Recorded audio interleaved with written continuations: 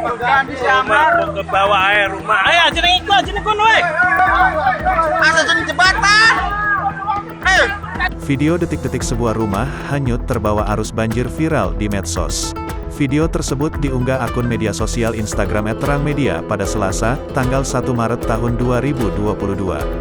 Terlihat sebuah rumah semi permanen berukuran sedang hanyut terbawa aliran sungai yang cukup deras, sehingga rumah tersebut hancur menghantam sebuah jembatan.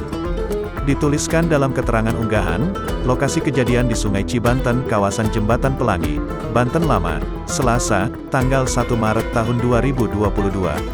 Terdengar juga suara beberapa warga yang histeris menyaksikan rumah tersebut saat hancur menghantam sebuah jembatan.